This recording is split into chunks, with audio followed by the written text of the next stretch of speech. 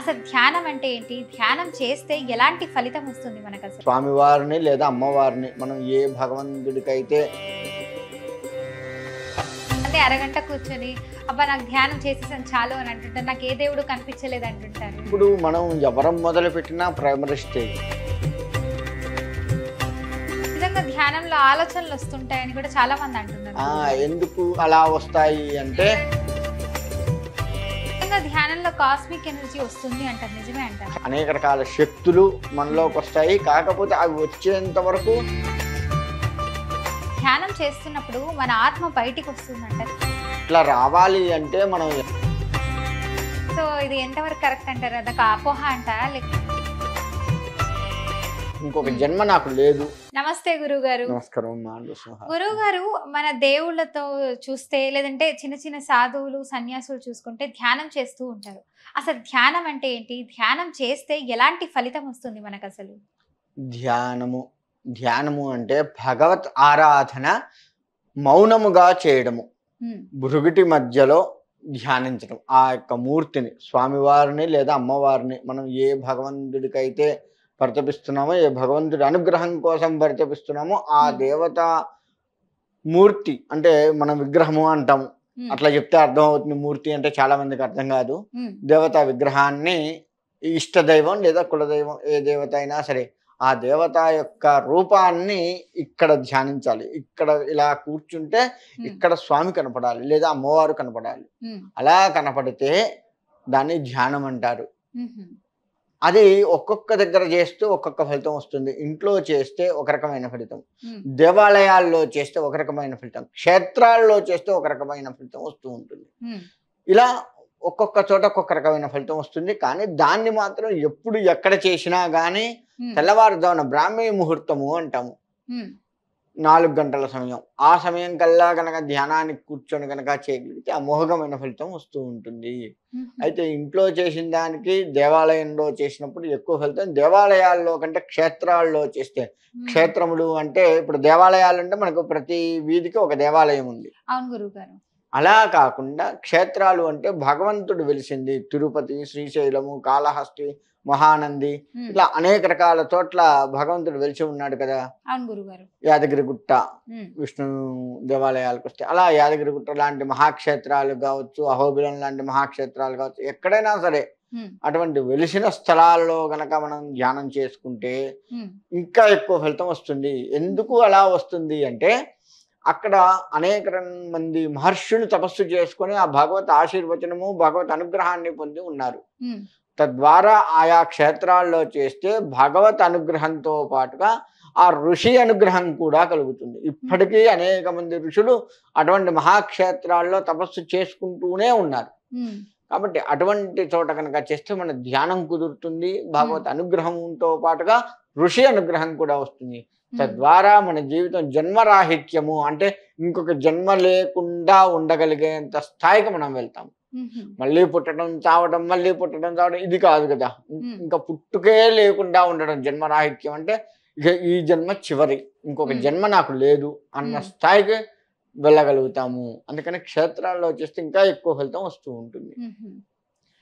ఎవరైనా సరే, చిన్నవారి దగ్గర నుంచి ముసలివారి వరకు, ఆడవాళ్ళు మగవాళ్ళు ఇలా లింగ భేదాలు ఏమీ లేవు. ఎవరైనా కానీ కూర్చొని చక్కగా ధ్యానం చేసుకోవాలి. చేసుకున్నట్లయితే మంచి మంచి ఫలితాలు వారి వారి అనుభవంలోకే వస్తూ ఉంటాయి, ఎవరో చెప్పడం కాదు.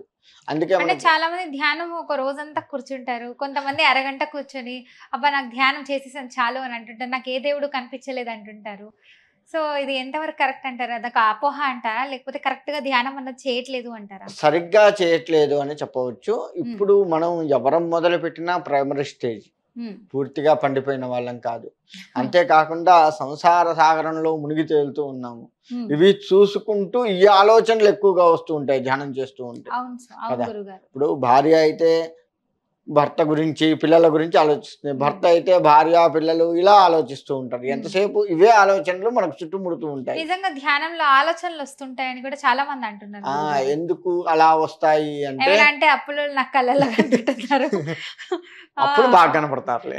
భార్య బంగారం అని చెప్పి వేధిచ్చేస్తుంది, ఇప్పుడు ₹1,00,000 అయిపోయిందని చెప్పి, పిల్లల చదువులని లేదంటే ఆఫీస్ లో వర్క్లు ఎక్కువ ఉన్నాయని చెప్పి, అవును. సో ఈ ఒత్తిళ్ల వల్ల నాకు ధ్యానం కూడా రావట్లేదు అసలు అని అంటున్నారు. రావట్లేదు అనేది కరెక్టే, కానీ మనం ప్రయత్నిస్తూ ఉంటే ఇవి ఎక్కువగా వేధిస్తూ క్రమేపీ తగ్గుతుంటాయి. ధ్యానంలో కూర్చుంటే ఆ ఒత్తిడి తగ్గుతుంది. అందుకే శ్వాస మీద ధ్యాస అని చెప్పి ఆ మధ్యకాలంలో బాగా వచ్చింది. ఇప్పుడు మళ్ళీ తగ్గించారు జనాలు, కానీ ఆ విధంగా ధ్యానానికి కూర్చోవడం, పిరమిడ్ కింద కూర్చొని ధ్యానం చేయాలి అని ఇటువంటివన్నీ మనకు బాగా చెప్తూ ఉన్నారు. ఆ మధ్యకాలంలో బాగా చెప్పారు. ఇటువంటివన్నీ ఏంటంటే కూర్చోవాలి, ముందు మనం కూర్చోగలిగితేనే కదా. నిజంగా ధ్యానంలో కాస్మిక్ ఎనర్జీ వస్తుంది అంటారు, నిజమే అంటారు? ఖచ్చితంగా వస్తుంది. భగవత్ అనుగ్రహము, అనేక రకాల శక్తులు మనలోకి వస్తాయి. కాకపోతే అవి వచ్చేంత వరకు కూర్చొని చేస్తూ ఉండాలి. ఒక్కసారే రావాలి, ఇప్పుడు కూర్చున్నాను ఇవాళ రావాలి, లేదు నిన్న మొన్న కూర్చున్నాగా ఇవాళ రావాలి. గురుగారు, చాలా మందికి మన ప్రేక్షకులు కూడా ఒక డౌట్ ఉంది, ధ్యానం చేస్తున్నప్పుడు మన ఆత్మ బయటికి వస్తుందంట, నిజమేనా? రాదు. రాదా? ఎట్టి పరిస్థితుల్లో అట్లా రావాలి అంటే మనం ఎంతో పండిపోయి ఉండాలి. ఇప్పుడు అది లేదు. అలా వచ్చేది మన అఘోరాలు వీళ్ళు ఉన్నారు, ఎప్పటి నుంచి ధ్యానం చేస్తున్నారు, సో వాళ్ళు వెళ్ళగలుగుతారంట. వాళ్ళు కొంతమంది ఉన్నారు అందులో పండిపోయినటువంటి వాళ్ళు. అలా ఎవరికి వస్తుంది అంటే రామకృష్ణ పరమహంస, శారదామాత, ఇటువంటి గొప్ప గొప్ప వాళ్ళకు వస్తుందే తప్ప మన ఈ స్టేజీలో ఉన్నటువంటి వారికి రావడం కష్టం. ఈ కలియుగంలో అంత స్టేజీకి వెళ్ళినటువంటి వారు చాలా మంది ఉన్నారు ఇప్పటి కాలంలో లెక్కిస్తే, ఇప్పుడు మనం ఉంటున్న కాలంలో లెక్క వేసుకుంటే అటువంటి వారికి వచ్చే అవకాశం ఉంటుంది. కొత్తగా నేర్చుకుని మొదలు పెట్టాలి అనుకున్న వాళ్ళకు మాత్రం కొంత ఒడిదుడుకులతో సాగుతూ ఉంటుంది. అయినా సరే కూర్చోవాలి. ఇప్పుడు ఎట్లా చేస్తే ధ్యానం మంచిది అంటారు? తెల్లవారుజామున ఎనర్జీ రావాలన్నా, ప్రశాంతంగా ఉండాలంటే ఆ టైంలోనే చేయాలి. తెల్లవారుజామున 4 గంటలు బ్రాహ్మీ ముహూర్తం అంటారు, లేదు ఋషి ముహూర్తం 3 గంటలు, లేదు దేవతా ముహూర్తం 5ంటికి, ఇంకా తర్వాత మొత్తం మానవ ముహూర్తం, తర్వాత రాక్షస ముహూర్తం 6 వరకు మానవ ముహూర్తం. 6 అంటే సూర్యోదయం అయ్యింది అంటే రాక్షస ముహూర్తం కింద లెక్కేస్తాం ఇంకా. కాబట్టి రాక్షస ముహూర్తం కాదు, సూర్యోదయానికి పూర్వంగా మనం చెయ్యాలి. లేదు సంధ్యా సమయం, సూర్యుడు అస్తమిస్తూ ఉన్నటువంటి సమయం ఉంటుంది కదా, సంధ్యా సమయం అంటారు. నరసింహస్వామి ఉద్భవించిన సమయంగా చెప్తుంటారు.